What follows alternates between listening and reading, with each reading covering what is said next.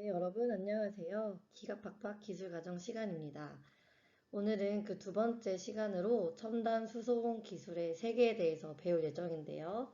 페이지는 132쪽에서 133쪽에 해당합니다. 자, 우리가 지금 그림에 나와 있듯이 버스 아래로 자동차가 지나갈 수도 있고 또는 우주 여행을 비행기 예약처럼 할 수 있는 시대가 정말 미래에는 온다고 해요. 그만큼 최첨단의 기술과 이 수송 기술이 융합을 하면서 그러한 것들을 음, 운용할 수 있게 되는데요. 자, 그렇다면 이 첨단 기술에 대한 내용에 대해서 우리가 깊이 있게 다루도록 하겠습니다.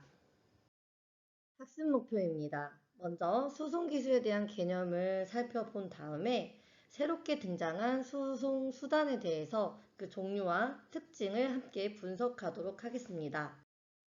네, 여러분들, 그 132쪽 첫 번째 줄을 보게 되면 수송 기술의 정의에 대해서 간단하게 나와 있습니다. 수송의 효율성을 높이기 위한 수단이나 방법을 의미하는 게 바로 수송 기술인데요.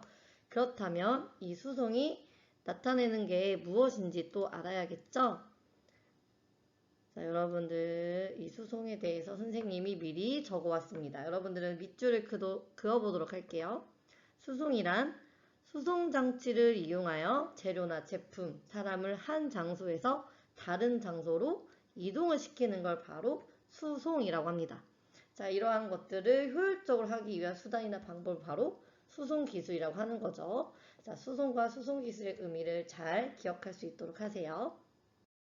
네, 수송 기술의 동향을 살펴보도록 하겠습니다. 크게 세 가지의 수송 수단을 다루고 있는데요. 먼저 친환경 자동차와 두 번째로는 고속철도, 세 번째로는 우주 항공 기술입니다. 자, 우리가 오늘 배울 내용은 이 친환경 자동차와 고속철도에 대한 내용인데요. 어, 정말 매우 중요하고 또한 여러분들이 특히 자동차 같은 경우는 관심이 많을 거예요. 또한 중3 때도 이 부분을 다뤘었는데 기억이 날 듯 말 듯 할 겁니다. 그거를 좀 잘 상기를 시키면서 다시 배울 건데 이 친환경 자동차의 종류는 크게 네 가지로 나타나게 돼요.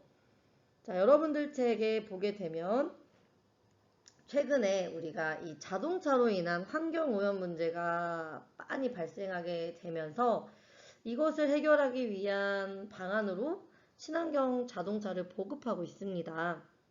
자, 그 예로 이제 하이브리드 자동차나 플러그인 하이브리드 자동차, 그 외에 전기 자동차, 수소 연료 전지 자동차, 이렇게 수소차, 흔히 말하죠. 이렇게 총 네 가지를 우리가 친환경 자동차로 분류를 하면서 볼 수 있는데 각각의 미묘한 차이가 발생합니다. 자, 이것들을 우리가 이제 한번 볼 텐데요. 먼저 여러분들 두 번째 줄 밑줄 그어보겠습니다. 친환경 자동차 기술에서 두 번째 줄. 자, 기존의 내연기관에 전동기와 축전지를 추가한 하이브리드 자동차. 자, 여러분들 내연기관 기억하시나요? 내연기관이 뭐죠? 네, 맞습니다. 내연기관이라는 건 우리가 어, 엔진을 그러니까 자동차의 엔진을 이제 내연기관이라고 보통 표현을 하고요. 그다음에 전동기 같은 경우는 쉽게 모터를 의미합니다. 모터. 이게 전기 모터, 배터리를 어, 가진 이 전기 모터를 이제 전동기라고 하고 그것에 축전지를 추가를 했다고 합니다. 자, 축전지. 여러분 축전지 들어보셨나요? 자, 우리가 이런 용어 같은 것들을 조금 잘 기억을 하셔야 돼요. 자, 축전지는 말 그대로 충전하면서 반복하며 사용할 수 있는 배터리를 의미하는데 즉 콘덴서를 흔하게 말합니다. 그러니까 우리가 자동차를 끓으면서 이 축전지가 자동적으로 차 운행을 하면서 충전이 되는 것이죠. 이런 기능을 추가한 게 바로 하이브리드 자동차와 플러그인 하이브리드 자동차를 의미하게 됩니다. 자, 이거는 뒤에서 다시 한번 우리가 비교를 할 텐데, 일단 얘네들의 공통점은 기존 내연기관, 네, 이 전동기와 축전지를 추가했다는 게 가장 큰 키포인트입니다. 자, 다음 전기 자동차, 수소 자동차 같은 경우는 이런 내연기관, 즉 엔진이 필요가 없는 거죠. 엔진이 필요 없이 이 축전지, 배터리를 동력원으로 하여 주행을 하게 됩니다. 자, 이 네 가지의 키포인트를 이제 각각 하나씩 살펴보도록 할게요. 네. 일단 이 정의를 잘 내려야 됩니다. 하이브리드 자동차 많이들 들어보셨죠? 이 하이브리드 자동차는 일단 내연기관을 기반으로 전동기가 보조가 되는 방식이라고 합니다. 말 그대로 그 특징이 되는 거죠.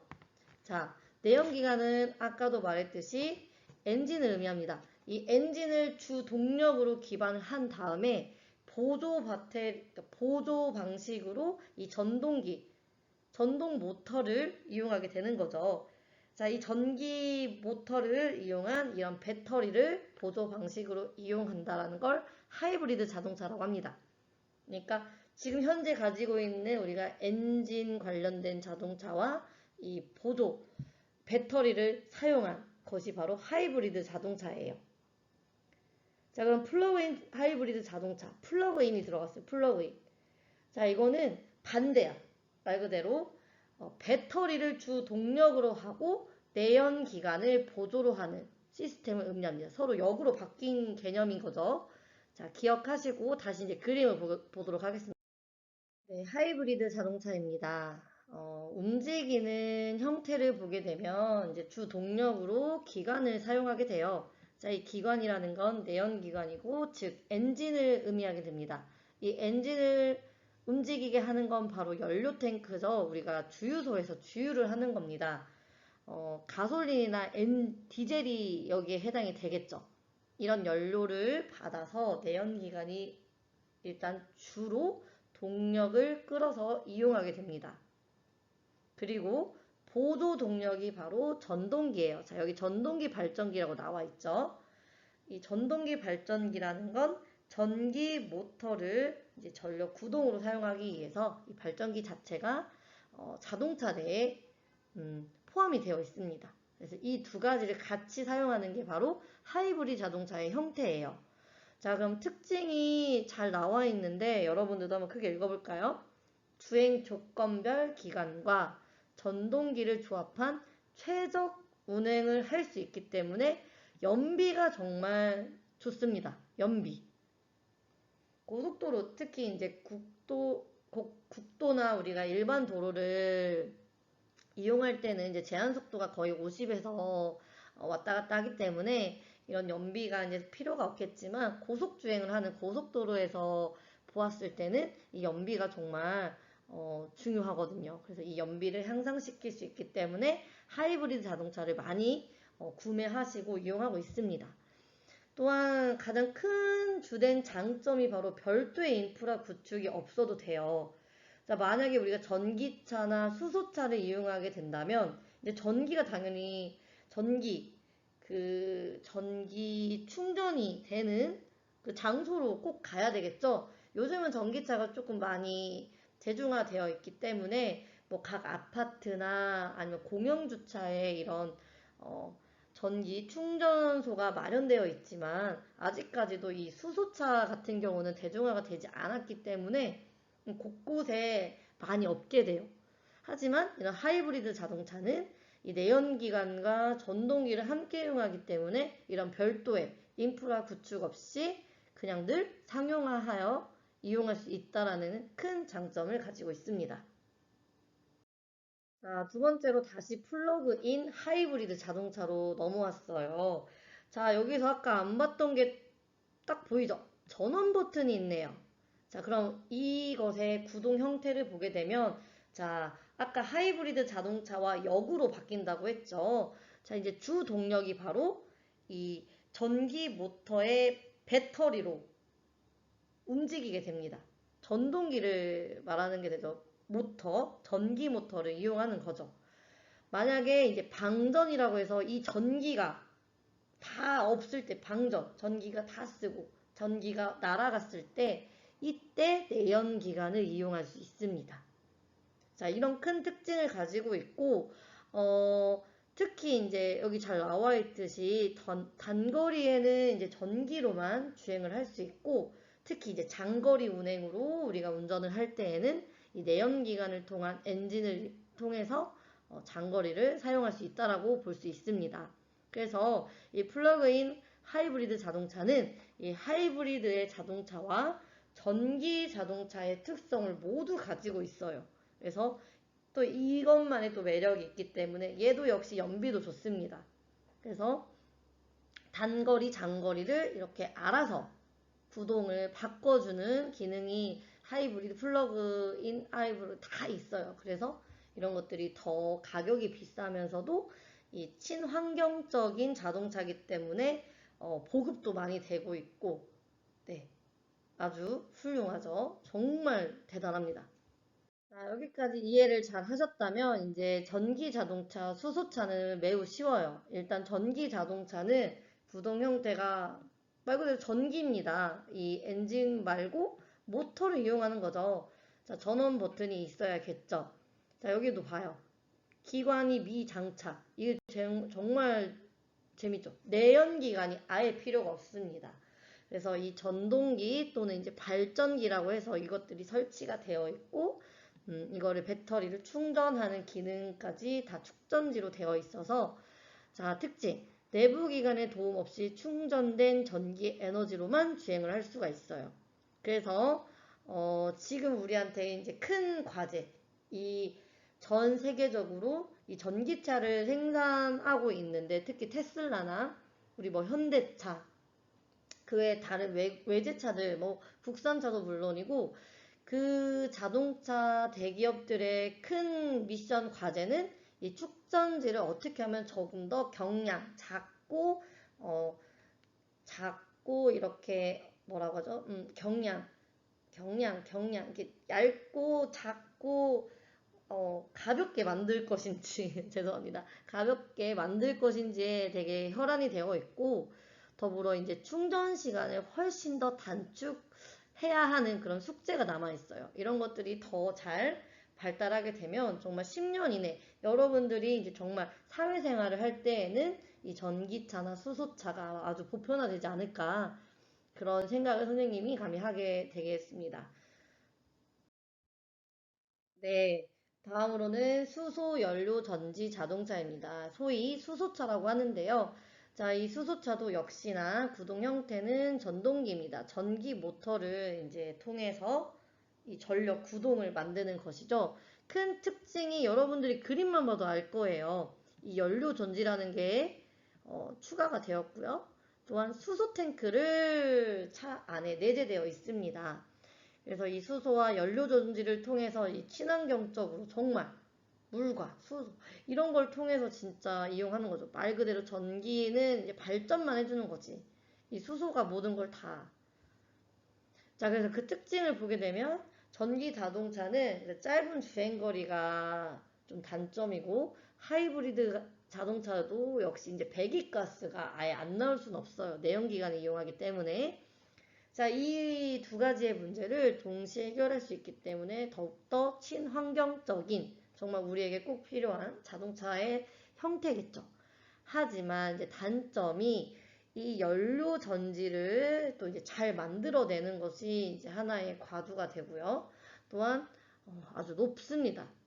높은 가격이 아직은 좀 미지수이기 때문에 이것이 해결이 된다면 이 수소차도 정말 대단한 센세이션을 낼 수 있는 자동차 종류 중에 하나가 될 수 있겠죠. 자, 지금까지 132쪽 친환경 자동차 기술에 대해서 선생님이 설명을 하였는데 여러분들이 등교를 하게 되시면 이제 뭐 영상이나 이런 것도 있겠지만 다시 한번 복습을 할 것이고 정말 중요합니다. 이 표 7-1은 다 별표를 치시고요. 선생님이 객관식이든 주관식이든 서답형이든 다 낼 예정이에요. 그러니까 무조건 이 네 가지 하이브리드 자동차, 플러그인 하이브리드 자동차, 전기 자동차, 수소차 모두 다 알아두시길 바랍니다. 자, 이제 133쪽으로 넘어오게 되면은, 선생님이 미처 이제 그림을 추가를 못했어요. 이 전기 자동차의 핵심 구성 요소라고 해서 그림 7-24가 있죠. 그래서 인버터, 전동기, 축전기에 대한 내용이 나와 있습니다. 자, 선생님이 계속 이제 전동기나 이런 거 축전지는 한 번씩 언급을 했죠. 자, 전동기는 아까 뭐라고 했죠? 네, 맞아요. 전기 모터의 배터리. 그러니까 배터리야. 전기, 모터, 배터리야. 전기 모터입니다. 모터. 자, 축전지는 아까도 말했지만 충전하면서 계속해서 반복하면서 사용할 수 있는 배터리예요. 자, 우리 핸드폰에도 들어가고 노트북 충전하는 모든 기기에는 이 축전지가 다 들어가 있습니다. 자동차도 역시나 전기차가 된다면 이 축전지가 당연히 필요하게 된 거죠. 자, 그 다음에 인버터라는 건 이 축전지 전원으로 전동기를 제어하는 인버터라고 해서 교류를 변환시켜주는 역할을 합니다. 그래서 이 변환시켜주는 역할을 하는 인버터도 매우 중요하다라는 거죠. 자, 이런 축전지 관리 시스템으로 구성되어 있어서 자, 이런 것들을 이제 핵심 요소로 이 한 세 가지 정도는 기본적으로 알아야 된다라는 말씀을 드리겠습니다. 자, 그럼 133쪽 중간 지금 이 선생님 화면에 보이는 그림 보셨죠? 하이브리드 자동차의 구동 방식입니다. 자, 아까 구동 형태는 하이브리드가 내연기관을 주 동력으로 사용하고 전동기를 보조 동력으로 이용한다. 자, 이걸 우리가 이제 그림을 보면서 알 수가 있는 거예요. 자, 시동을 켭니다. 자, 시동 부릉부릉 키면은 모터에서 전동기죠. 말 그대로 전동기. 이 모터가 이 전기 에너지를 역학적 에너지로 바꿔줍니다. 그래서 이 전동기를 사용하면서 시동이 되고 아무래도 내연기관에 있는 뭐 디젤이나 가솔린 이 연료가 절약되고 아무래도 조용하게 움직일 수 있습니다. 자, 만약에 내가 과속을 한다거나 아니면 오르막길, 경사를 만났다. 자, 이럴 때 알아서 주행 모드가 바뀌는데요. 내연기관과 이 전동기관이 함께 사용할 수 있게 됩니다. 자, 내연기관 같은 경우는 구동력이라고 해서 여러분들 지금 여기 구동력, 기관의 구동력을 전동기가 보조하고 자, 이 구동력이 뭐냐면 계속해서 구동이 나오죠? 자동차가 주행을 할 때 그 운동 저항을 이기는 힘을 말하는데요. 동력 기구를 움직이는 힘, 말 그대로 힘입니다. 힘. 그냥 이 자동차가 지금 당장 움직이고 있는 그 발생하는 힘. 자, 그래서 내연기관에서 그 힘을 통해서 오르막길을 오르는데 힘을 보태면서 이때 전동기는 이제 말 그대로 모터는 그 힘을 보조를 하는 거죠. 그래서 이 두 가지 힘을 같이 쓰면서 이용하게 됩니다. 그래서 전동기의 사용량만큼 연료는 확실히 이제 또 절약되는 장점이 있죠. 자, 반대로 내리막을 하거나 이제 속도를 서서히 감속시키게 되면 자, 매우 좋은 지금 축전지가 충전이 돼요. 자, 이 전동기 축전지 배터리가 알아서 충전이 됩니다. 내리막을 가거나 감속을 했을 때. 자, 충전이 된다. 자, 그래서 정속주행, 우리가 이제 일반 도로에서는 한 50에서 70 사이로 왔다 갔다 하는데 요즘 다 바뀌었죠. 50입니다, 50. 정속주행 할 때는 이제 다시 내연기관으로 돌아오게 되면서 이 효율적으로 구간을 이제 사용하게 되고 전동기는 작동하지 않지만 기관으로만 주행을 하면서 우리가 이제 하이브리드 자동차의 장점을 최대로 해서 이렇게 시동부터 정속 주행까지 주행 모드로 구동 방식이 이렇게 스스로 바뀝니다. 정말 재밌죠? 자, 여러분들은 이 부분을 다 기억하셔야 돼요. 선생님이 여기를 뚫어놓고 자, 이 차가 무엇이냐 이렇게 물어볼 수 있습니다. 여러 가지 유형으로 나타날 수 있어요. 이제 선생님도 슬슬 이제 시험 문제를 낼 건데 이런 주행 모드를 주고 그냥 이 차에 대한 개념을 준 다음에 뭐 쓸 수도 있고 아니면은 보기로 줄 수도 있고 다양하겠죠? 기억할 수 있도록 하세요. 자, 별표 많이 쳤습니다. 별표. 네, 이제 전기차의 구동 방식을 살펴보도록 하겠습니다. 자, 주행 모드를 보게 되면, 자, 출발을 합니다. 또는 출발하거나 이제 속도를 높일 때 엑셀을 밟는 거죠. 자, 이때 전동기가 주행 모드로 바뀌어요. 자, 일단 전기 자동차는, 아까 우리 방금 전에도 봤듯이 내연기관이 아예 없어요. 전동기 모터로만 이용하는데, 자, 그걸 보게 되면 이 축전지, 배터리에 저장된 전기 에너지를 이용해서 구동 전동기에서 구동력을 발생시킨다. 말은 어렵지만 그냥 이 차를 움직이게 한다라는 거예요. 자, 그 다음에 감속을 시킵니다. 속도를 낮춘다. 와, 새로운 게 나오죠. 회생제동입니다. 회생제동. 여러분들 처음 들어보시죠? 자, 별표. 자, 선생님 빨간색으로 하겠습니다. 별표. 별표 회생제도. 자, 이 회생제도란 감속할 때 발생하게 되는 운동 에너지를 그냥 버리는 게 아니라 이 배터리 축전지에 재충전하는 것을 말하게 되는데요. 매우 중요합니다. 자, 하이브리드 자동차도 아까 내리막이나 감속을 했을 때 축전지가 스스로 충전이 된다고 했어요. 역시나 전동기도 이러한 것을 모티브로 따와서 이 회생제동이라는 걸 만들어서 이 에너지 자체를 버리지 않고 다 배터리 충전하는 데에다 쓰겠다는 거예요. 그러니까 천천히 갈수록 더 이득이라는 거죠. 전기차는 이제 충전기에 따라서 완속과 급속으로 나뉠 수 있는데요. 대부분 이제 완속 충전은 공공기관이나 아파트, 공영주차, 대형 마트 이런 곳에 설치가 되어 있어요. 그래서 220V의 전압을 이용해서 이제 충전을 하는 방법이고 이제 100% 충전까지 되는데 약 6시간 정도 걸립니다.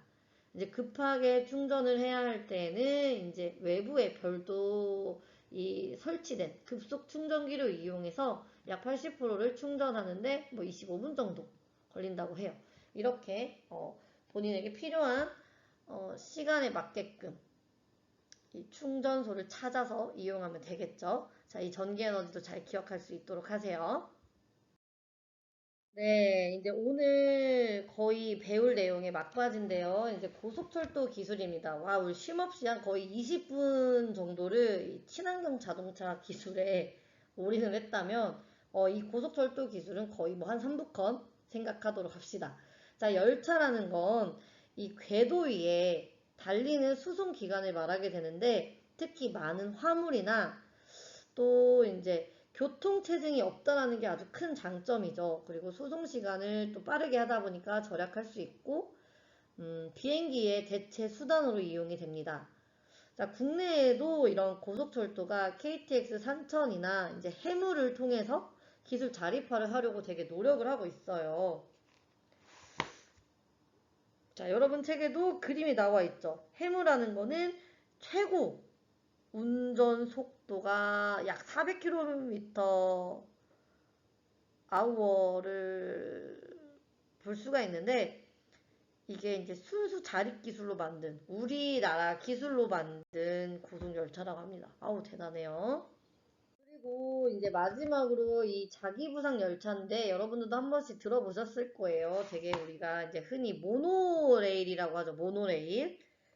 자, 이 자기부상 열차는 선로와의 접촉이 없어요. 그냥 진짜 신기하게 이 무거운 이 열차가 철로 위에서 부상을 합니다. 부상. 띄어져 있다라는 거야. 띄어져 있고 소음과 진동이 매우 없다고요. 그리고 천천히 가기도 하죠. 자, 그래서 이 원리는 이제 자기력을 이용해서 이 열차를 선로 위에 띄어서 운행하는 열차다. 그래서 예시가 모노레일인데, 자, 우리나라에서는 인천 영종도에, 이 사진이 인천 영종도예요. 인천 영종도의 모노레일이 이런 자기부상 열차를 이용하고 있습니다. 자, 그래서 중저속 구간에 적합한 도시에는 이런 열차를 사용하려고 많이 노력을 하고 있죠. 우리 한옥마을도 모노레일을 만드나 만다, 뭐 어쩐다 저쩐다 얘기가 많았었는데, 뭐 트램을 만든다고 했었나요? 죄송합니다. 트램이었네요. 자, 이런 자기부상 열차는 일단은, 어, 네. 전자석으로 이용하기 때문에 아무튼 자기력을 이용해서 만든다. 자, 이렇게 하시면 되겠습니다. 자, 선생님이 정말 쉼없이 우리가 한 장밖에 배우지 않았지만 내용이 정말 엄청나죠? 자, 이 친환경 자동차 기술, 그 다음에 고속철도 기술 꼭 잘 기억할 수 있도록 하고 우리가 만날 때 다시 복습을 꼭 합시다.